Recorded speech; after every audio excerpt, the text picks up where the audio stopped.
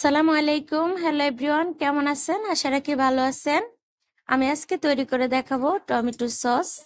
এই সিজনে প্রচুর পরিমাণ টমেটো পাওয়া যায়, আর এই টমেটো গুলো একদম পেকে লাল হয়ে থাকে, দামেও সস্তা। আপনারা চাইলে এই পাকা টমেটো দিয়ে সস বানিয়ে সারা বছর সংরক্ষণ করে রাখতে পারেন। আমি আজকে খুব সহজে আপনাদেরকে এই টমেটো সস তৈরি করে দেখাবো। A to Z পর্যন্ত সম্পূর্ণ টিপস বলে দেব, আপনারা শেষ পর্যন্ত দেখবেন, তখন বুঝতে পারবেন। তাহলে কথা আর বাড়াবো না, চলুন। এখানে আমি পাকা টমেটো নিয়েছি 3 কেজি। আমি আজকে 3 কেজি দিয়ে সস বানিয়ে দেখাবো, আর আপনারা চাইলে কমিয়ে বাড়িয়ে নিতে পারেন। টমেটোগুলোকে আমি আগে থেকে ধুয়ে তারপরে পরিষ্কার করে রেখেছি, এখন আমি কেটে নেব। আমি টমেটোগুলোকে 4 পালি দিব না, 2 পালি দিয়ে কেটে নেব। আপনারা কিন্তু চাইলে 4 পালি দিতে পারেন, যেহেতু আমার টমেটোগুলো একেবারে পাকা।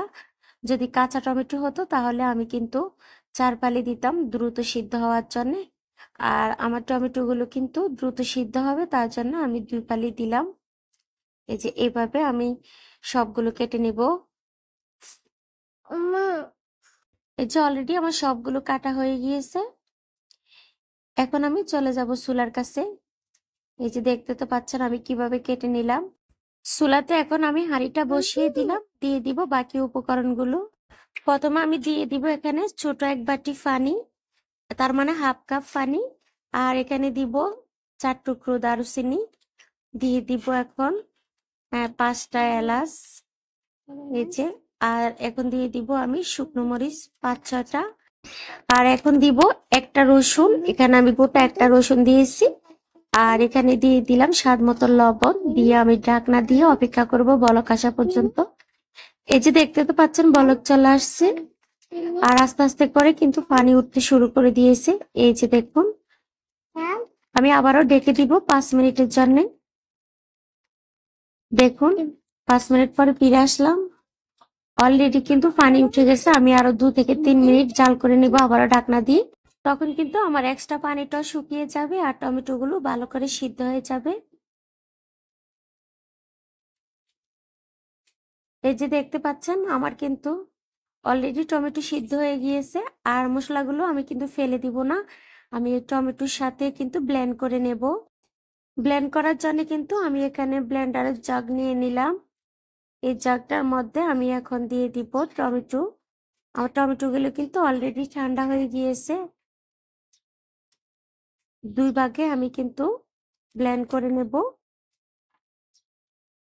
এই যে ব্লেন্ড করা হয়ে গিয়েছে।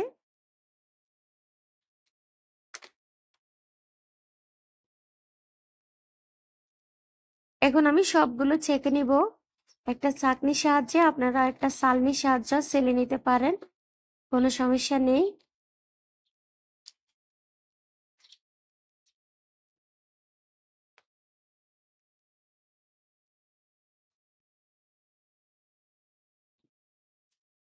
টমেটো সসটা কিন্তু ছেলে নিলে সবচেয়ে ভালো হয়, তখন কিন্তু আর ভিতরে বিচি থাকে না বা কোনো খোসাটা থাকে না, একবারে পিওর হয় টমেটো সসটা।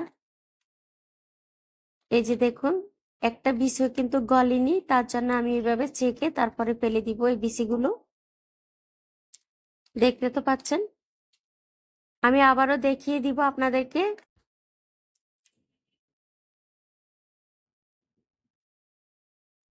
এই যে টমেটো সসটা কিন্তু অলরেডি ছেঁকে নেওয়া হয়ে গেছে, এখন বাকি যে কাজটা আছে সেটা করব।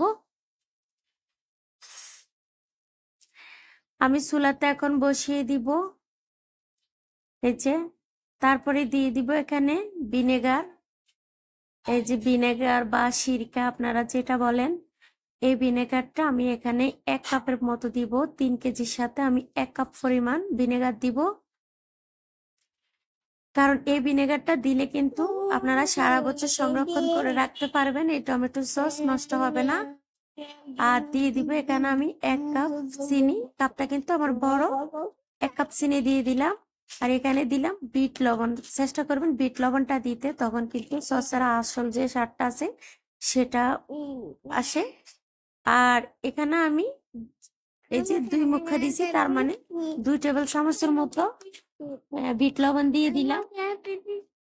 আমি আবারও বলছি বিট লবণটা দেওয়ার চেষ্টা করবেন, কারণ বিট লবণ দিলে কিন্তু দোকানের যে সসটা আছে সেটার আসল স্বাদটা পাওয়া যায়, তার জন্য বলছি বিট লবণটা দেওয়ার জন্য। আর এখন আমি এইভাবে চুলার আঁচটা কমিয়ে অনবরত 10 থেকে 15 মিনিট আমি এভাবে জাল করে নেব।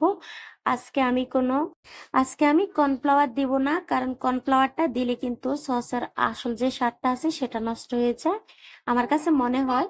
আর আপনারা যদি কর্নফ্লাওয়ার দিতে চান তাহলে কিন্তু ভিনেগারের সাথে 2 থেকে 3 টেবিল চামচ কর্নফ্লাওয়ার মিক্স করে তারপরে যখন চিনিটা দিবেন তখনই কর্নফ্লাওয়ারটা দিয়ে দিবেন। আর আজকে আমি তেঁতুলও দিব না, কারণ আমার টমেটো গুলো একটু টক, তার জন্যে। আর যদি আপনাদের টমেটো মিষ্টি হয়ে থাকে তাহলে কিন্তু তেঁতুলের টক দিবেন। প্রথমে তেঁতুলটাকে ভিজিয়ে রাখবেন, যখন দেখবেন তেঁতুলটা নরম হয়ে গিয়েছে তখন কিন্তু হাত দিয়ে কষলিয়ে আপনার ওই টকটা দিয়ে দিবেন।